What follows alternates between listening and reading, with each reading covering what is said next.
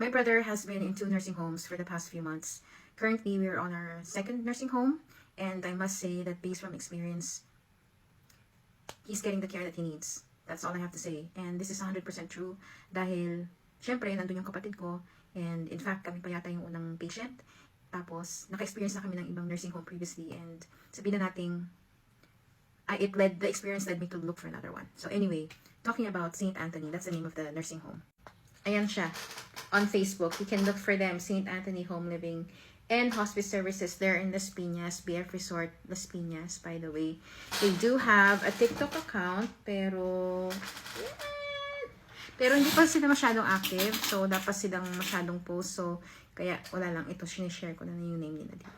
And I have a feeling that many of you would first be curious about how much. Sabihin na nating, all the expenses ng kailangan ng kapatid ko, masakit sa bulsa.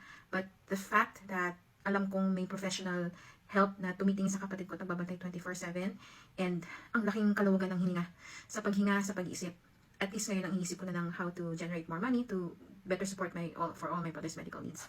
So if you're one of those people who's still having doubts sa paglagay ng family nyo sa nursing home, I understand that completely. As in, I've heard a lot of horror stories even from previous caregivers na nagtrabaho sa mga nursing facilities in the past. I've heard all of them.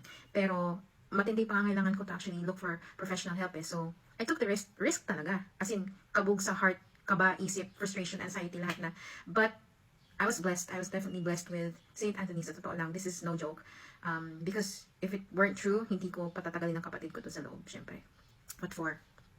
If you're going through the phase of having doubts of bringing your loved ones into a nursing home, it's very normal, okay? I went through that phase myself, and feel free to hit me up if you have any questions. I'm willing to answer them. I'm just saying, it's worth it. It's worth it. Pipili ka lang talaga ng maayos, but it's worth it. You know, and I'm grateful to God.